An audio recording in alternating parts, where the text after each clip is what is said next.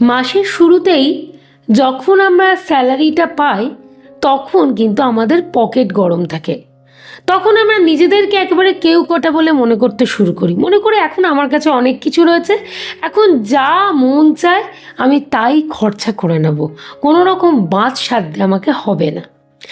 এইটা হচ্ছে আমাদের প্রথম ভুল। এই যে একবার ভেবে নিচ্ছি যে প্রচুর টাকা আছে, আমি সদ্য স্যালারিটা পেয়েছি, আর কোনো চিন্তা নেই, এইটাই সব থেকে বড় ভুলটা আমরা করে ফেলছি। এর ফলস্বরূপ কী হয় বলো তো, মাসটা কিন্তু শেষ হয় না, তার আগে আমাদের টাকা শেষ হয়ে যাচ্ছে, মানে স্যালারি যেটা পেলাম সেটা পুরোটা শেষ হয়ে যাচ্ছে।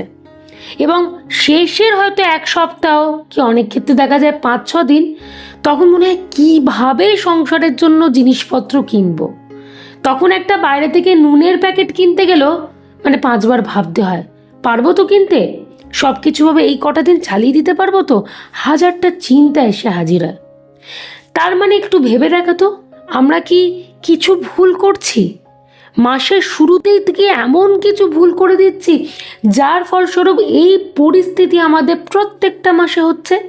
এমনটা নয় যে 1 মাস হচ্ছে আর 1 মাস হচ্ছে না, প্রতি মাসে হচ্ছে। আমার আজকের টপিক বা আলোচনার বিষয়বস্তু হচ্ছে এটাই, সেই ভুলগুলোকে আমরা ধরবো এবং সেখান থেকে বাঁচার উপায় খুঁজবো। তাই সময় নষ্ট না করে আজকের আলোচনাটি শুরু করে দিচ্ছি। প্রথম ভুল, সামান্য কিছু খরচ করে সেগুলোর হিসাবকে না রাখা।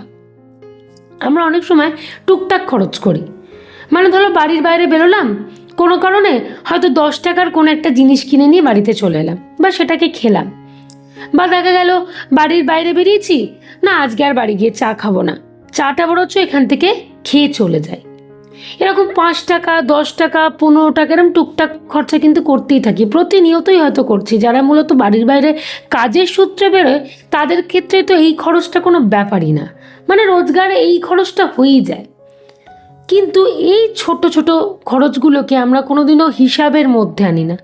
আমরা ওই 5 টাকা খরচ 10 টাকা খরচ, আবার এইগুলোর হিসাব করে আমার কি হবে? কিন্তু তুমি প্রত্যেকটা দিন যদি 10 টাকা করে খরচ করো, এই ছোট সামান্য খরচ, দেখো মাসে কিন্তু 300 টাকা হয়ে যাচ্ছে। আচ্ছা 300 টাকা দিয়ে তোমার 2 দিনের বাজারও কি হবে না মাসের শেষে? একটু ভেবে দেখো তো, যদি ম্যানেজ করে করো হয়ে যাবে। বা তোমার কি 2 দিনের মাছ খরচাও হবে না? একটু ভেবে দেখো, দেখবে হয়ে যাচ্ছে। তাহলে এই ছোট্ট ছোট্ট হিসাবগুলো যেগুলো করছি না, এগুলোই তো আমাদের বড় ভুল।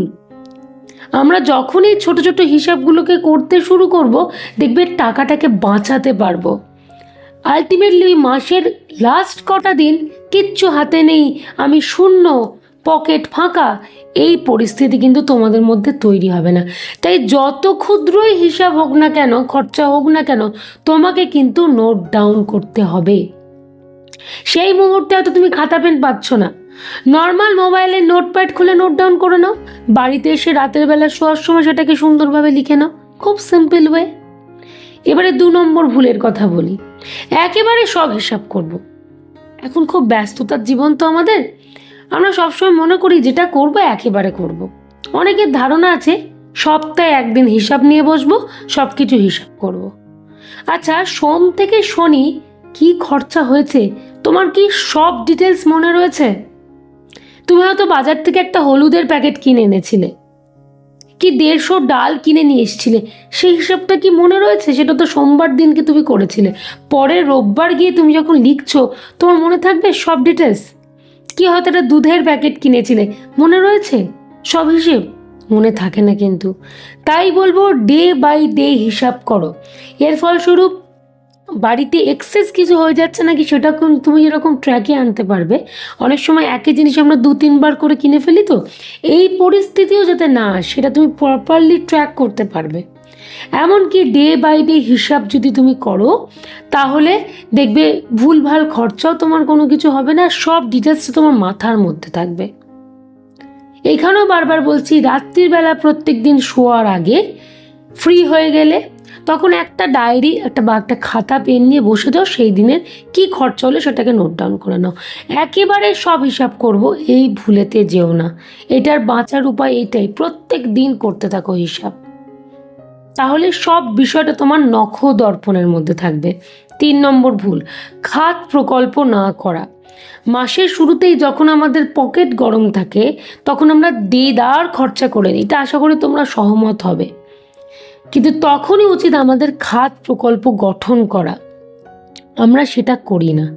কোন খাতে কতটা টাকা রাখবো, কি কি খাত জরুরি তোমার জন্য, এমার্জেন্সি খাত কি, কোনোটা মানে তোমার লাগবেই এমন কিছু খাত, হেলথের খাত, তোমার যেটা সাংসারিক খরচা রয়েছে সংসারের সেই হিসাবে খাত, সব ডিটেলসটা তোমাকে কিন্তু নোট ডাউন করতে হবে এবং সেই খাত অনুযায়ী টাকাগুলোকে ভাগ করতে হবে।